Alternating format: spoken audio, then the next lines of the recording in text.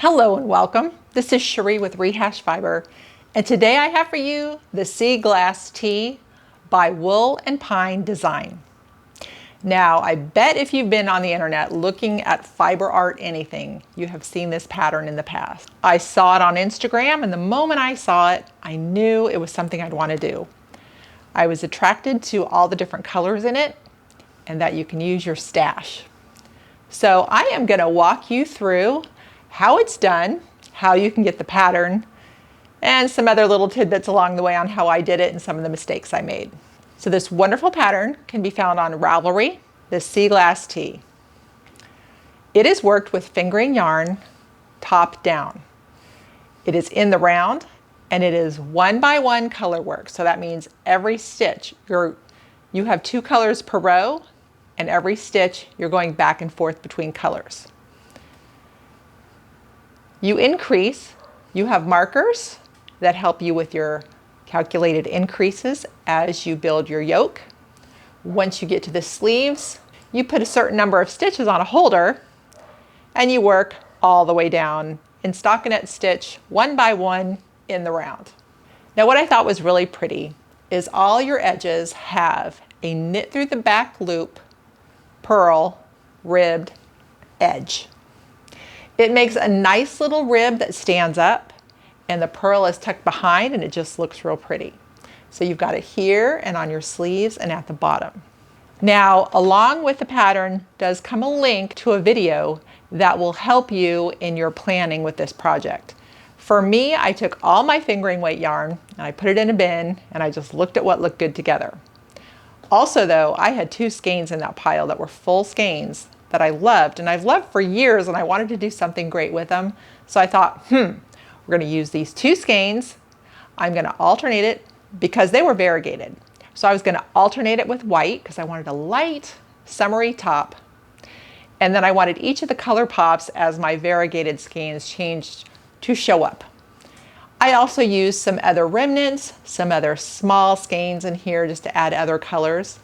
But so you can see, I really liked the orange skein and the purple skein. And that is what I did.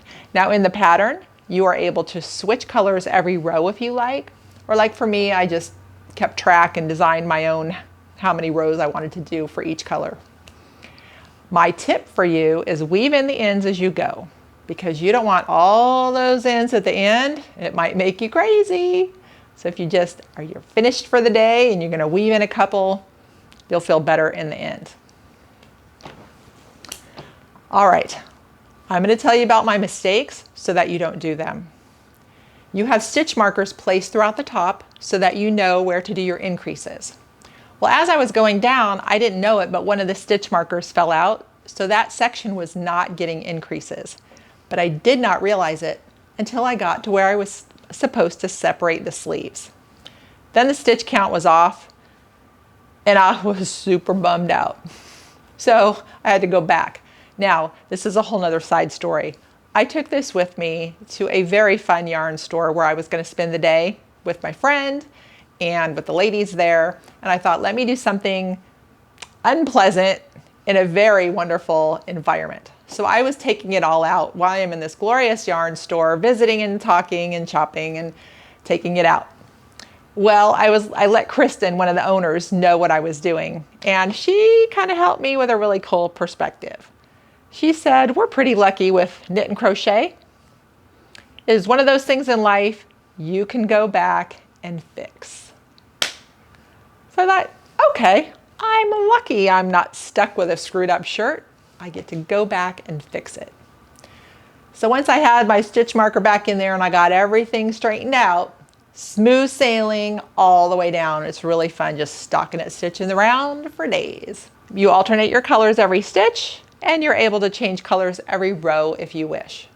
You work 14 inches from where you put the arms in to the bottom or to your desired length.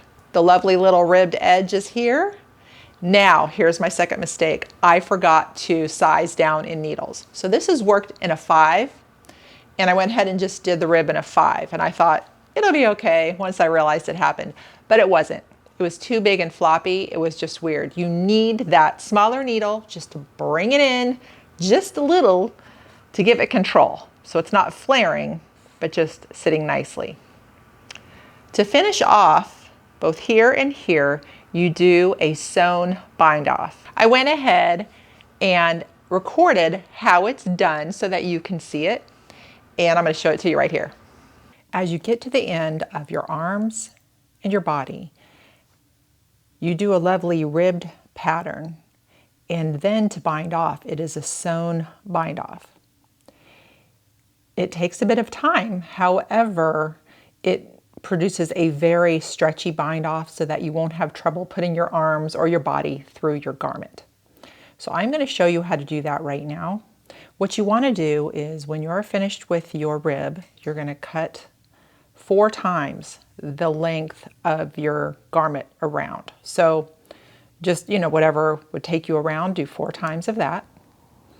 Now, your very first step, you're going to do a couple setup stitches. And yeah, this needle's in the way for just a couple minutes, but then pretty soon you start binding off away from it, so it's not a problem. But your first 2 setup stitches, you're going to insert your needle purlwise into this first stitch and just pull it all the way through. Now, because I have 4 lengths here, I'm not going to make you wait each time I pull it through.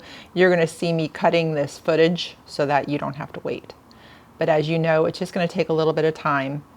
But you do want those 4 lengths so that you have enough to get around. Okay, so step 1, you've gone purl through the first stitch. The second setup is going to be going behind, and I just have my own words and I call it go behind through the back door. So what you're going to do is you're going to go behind and you're going to come back through between these 2 stitches. So you're going to come through like so, and you're going to pull it all the way through. Then this is like part 2 of that. You're going to then go knitwise through this second stitch to the back, all the way to the back, and pull through. All right, so those are your 2 setup stitches. Now, let the fun begin. It's a repeat of 4. So the very first thing you're going to do is you're going to insert knitwise into this first stitch. And what I usually do, you're going to drop it, but I usually wait till the yarn is through before I drop it. And I can just see how it's getting placed.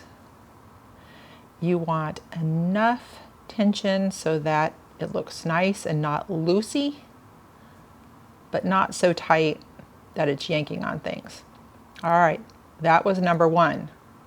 Number 2, you're going to insert purlwise into this second stitch. So not this one, but the second one. Go into it purlwise.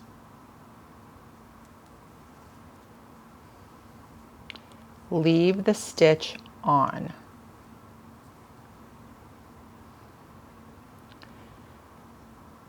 Third step, you're going to go purlwise into the first stitch and you're going to slip it off.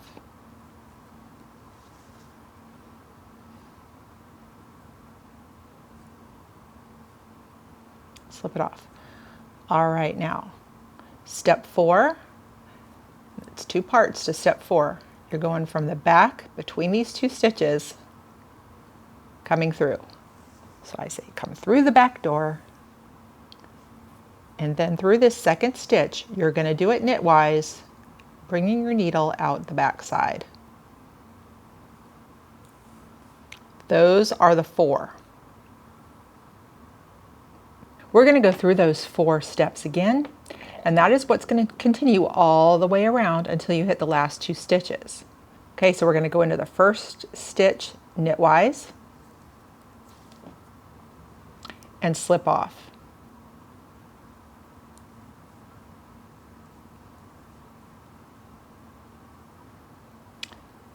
Go into the second stitch purlwise, leave on. Go through first stitch purlwise, slip off.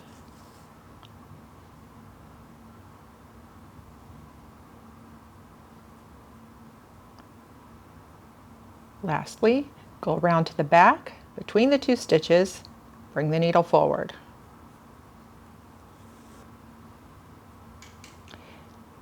Second part of that step is you're going to knitwise through the second stitch, bringing your needle out the back side. There you go. That once again is the 4 stitches. I'm going to go ahead and get around this so that this needle's out of the way. I'm going to show it to you one more time, and then I'll show you what we do when we reach the last 2 stitches. It's nice as you work your way around and you get further away from that needle. It's not in your way anymore. You just continue with those 4 steps going around the whole way, and it's kind of cool. I run a little mantra through my head. I say, knit and slip off, purl the second one, leave on.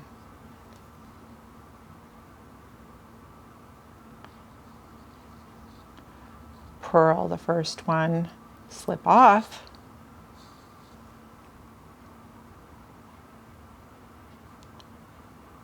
come through the back door. So you go behind those 2, knit the second one.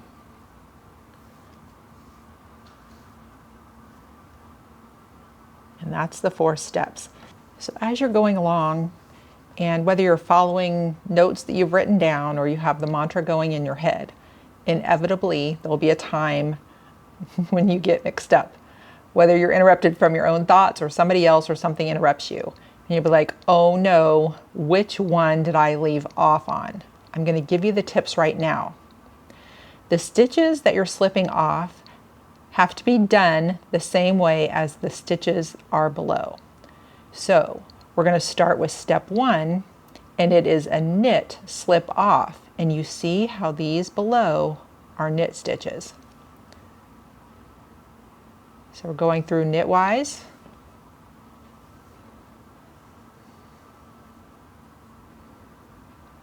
Slipping it off,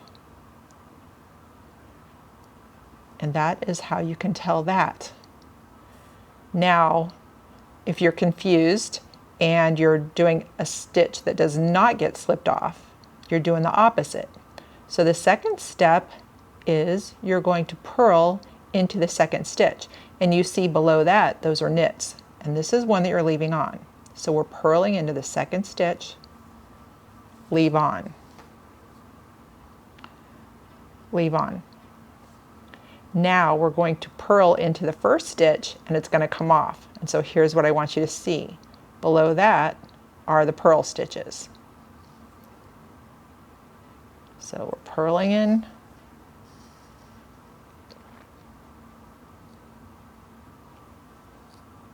slipping off. Okay. Then if you're wondering like, oh, is this the one where I'm supposed to go through the back door? Yes, because going through the back door is just getting your needle situated in the front a certain way, okay? So you're going to look and go, oh yeah, the next thing I'm going to do is knit through this and it's not going to come off. So that stays on. That means I have to go through the back door between these 2 stitches from the back to set up and then knit through and leave on from front to back. And I hope that helps you out, because that happened to me a couple times before I had the mantra rolling through my head and was really aware of what was going on underneath. I would be completely lost and not even know where to start again. So I hope that helps. Now, as you saw in the demo, there's so much yarn. Sometimes it gets tangled, sometimes it gets twisted after being run through enough. You know what I do? Every now and then I just stand up, let it dangle, let it untwist. That is something that helps with that. Another thing is just be patient. And I have to tell myself that, because when it's getting tangled around different things, I'm like, Be patient with your long strand of yarn and enjoy the beautiful bind off. All right, I'm going to have you join me for the last 4 stitches here.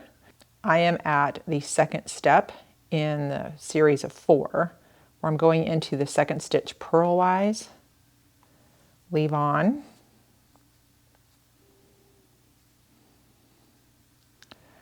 purl into the first stitch, slip off.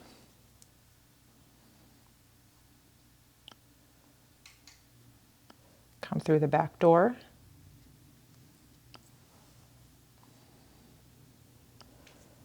Knit through the second stitch. First stitch. Go knitwise and slip off. Now we're down to 2. So when you come to the end, you need to get both these stitches off. So what we're going to do is we're going to look at the stitch they are. It's a purl. I'm going to go through purlwise and I'm going to slip it off. And the last one's a knit. I'm going to go through knitwise and slip it off. We are done. What I will end up doing is weaving this end in and making it look real nice so that you don't even see that there was something going on there, a beginning and an end. So what I want to show you is I did 4 times the length around and I still have a ton of yarn left. So if you want to take the chance and do just a little bit than 4 lengths, go ahead. I would rather have a little more and not run out, even though it was a little bothersome dealing with so much yarn going through each one. Here I am.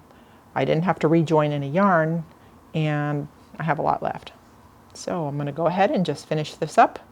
So you see how it makes a very nice edge. And it's kind of like your icing on the cake. You've done your beautiful sweater. Now you finish your beautiful edge and you're done. It does take time. I'd say just do it. And you have your great little sweater. All right, so I have to talk about Patreon. If you're enjoying the show, please go to my website, rehashfiber.com.